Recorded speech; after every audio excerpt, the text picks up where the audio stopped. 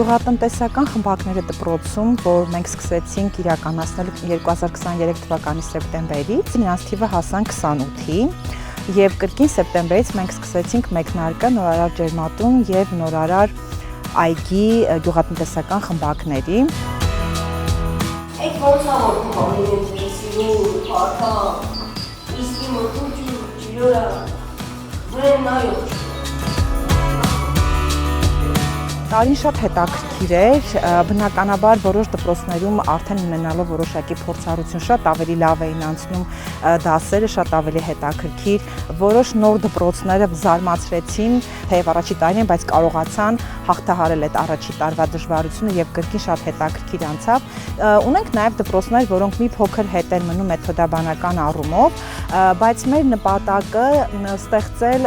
այսպես ասած, մի մեծ ընտանիք գյուղատնտեսական խմբակավարների, որտեղ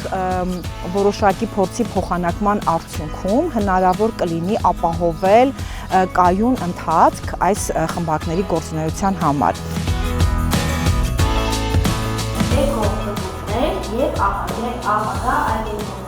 Երեխաները պետք է գործնականում փոքր մոդելի վրա տեսնեն այսօրվա գյուղատնտեսության զարգացման ճանապարհը, նաև պետք է կարողանան փորձեն եւ իրանց ձեռքերով երբեմն իրանց տեսած եւ մասնակցած process-ներում հասկանան նոր ագրոբիզնեսի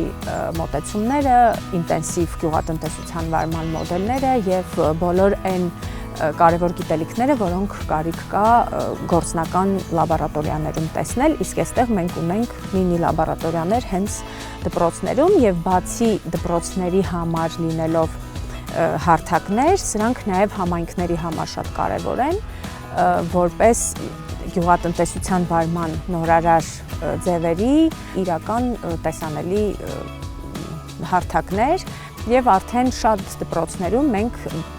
ինքնաբուխ բնականon ունենք այդ գործընթացը, երբ համայնքի անդամները գալիս են, հետաքրքրվում են, տեսնում են, միտեղ կարկտա պաշտպան ցանցն են փորձում, միտեղ հենց ամբողջովին ջերմատունն են վերարտադրում։ Ինտենսիվ այգին հենց առաջին անգամ տեսել եմ մեր դպրոցում։ Դրանից առաջ ոչ միտեղ այսպիսի կարկտապաշտպան ցանցով, ռոռոկման կաթիլային համակարգով, հատուկ հեռավորության վրա միմյանցից դրված, հատուկ պարարտանյութեր, իրենց հատուկ ժամանակին, թե նույնիսկ վերամշակումը, որ կարելի է որևէ առարկան օգտագործելուց հետո դրան երկրորդ կյանք տալ, այլ ոչ թե ուղղակի դեն նետել ու աղտոտել մոլորակը։ Եվ այդ ամենը ինձ սովորացրեց հենց այս խմբակը։ Մանրամասն քննարկելով, այցելելով այլ ինտենսիվ այգիներ, ուսումնասիրելով, թե ինչպես են իրականացվում ընդհանրապես էտը, վերամշակումը, բոլորն ուսումնասիրեցինք։ Այգին ուսումնասիրելուց հետո այցելեցի իմ տատիկի եւ պապիկի այգին եւ տեսա, որ այնտեղ պարարտանյութերը, այնտեղ ռոռոկման համակարգ, կաթիլային ցանց, ոչ մի բան այդպես չէր։ Ամեն անգամ երբ այստեղից որևէ գիտելիքով դուրս էի գալիս, երբ այցելում էի իրենց, անպայման կիսվում էի, որ հատուկ պարարտանյութի ձևեր կան, նայած թե ինչ տեսակի ծառ ունեք տնկած, որտեղ է տնկած, պայմանները, իրենց բացատրում էի ու հիմա հույս ունեմ դեռ նոր են սկսել, այս տարի նորմալ բերք կստանան։ 2024-25 թվականի ուստարին շատ արագ անցավ մեզ համար։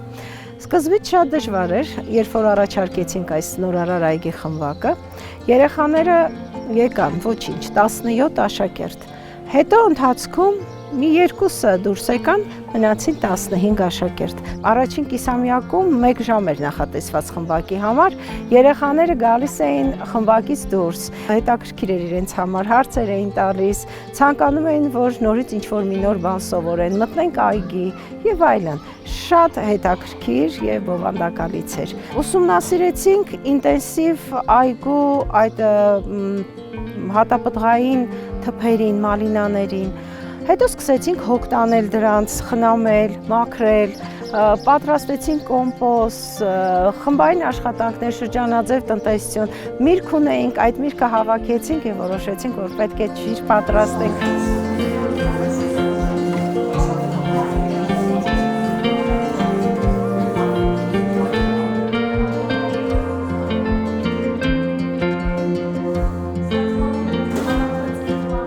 Մոտավորապես մոտավորապես 1 տարի է մենք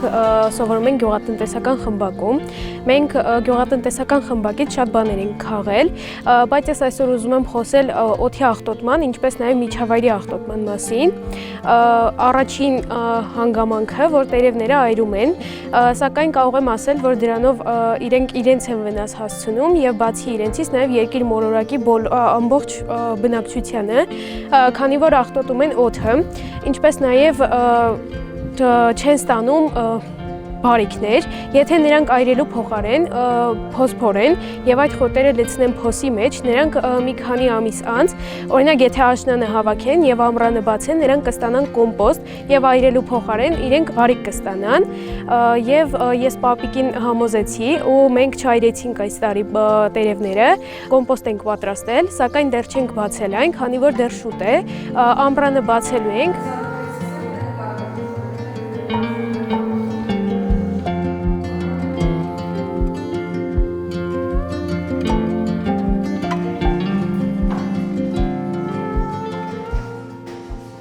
Դե սկզբում պատկերացնում եմ, որ սովորական դասեր ենք մասնակցելու, որտեղ կպատմենք գյուղատնտեսական գործունեության մասին, սակայն որոշ ժամանակ անց մասնակցեցինք, իմ սպասումները ավելի արդարացան եւ ավելի բավականին շատ բաներ արեցինք, փորձեցինք այդ կատարել, փորձեցինք կաթիլային ոռոգում ուսումնասիրել մանրամասն, թե ինչպես է աշխատում, ինչ մեխանիզմներով։ Սկզբից կարծում եմ, որ գյուղատնտեսությամբ զբաղվում են գյուղում ապրող մարդիկ կամ դա այդքան էլ եկամուտաբեր բան չէ եւ շատ բարդ գործ է, որը կատարում են մեծերը, դա ջանքալից գործ է, սակայն ուսումնասիրելով հասկացա, որ այդքան էլ բարդ չէ եւ եկամուտները այնտեղ շատ բարձր են։ Ուզում էինք մտածել, թե ինչ կարելի է վերջի դասի ժամանակ ամփոփել, հասկացանք, որ կարծես թե բոլորս մեծերին փորձում ենք համոզել, որ ինտենսիվ այգիները ավելի լավ են, ժամանակակից եւ ավելի օգուտ են տալիս, եւ փորձեցինք մեր կատարած աշխատանքը վերամականացման շնորհիվ ցույց տալ եւ մեր գիտելիքները ամփոփեցինք վերամականացման ժամանակ։ Առաջարկ ստացել եմ դպրոցի տնօրենից ու չի հասկանում ճիշտ ասած խմբակի եւ գործունեությունը եւ իմաստը, բայց մենք ճիշտ ասած անցել ենք երկօրյա վերապատրաստման ժամանակ ունեցել ենք շատ հագեցած դասընթացներ, որի ժամանակ մեր շատ մանրամասն ու շատ գեղեցիկ ձևով մատուցվել է ծրագիրը, նպատակները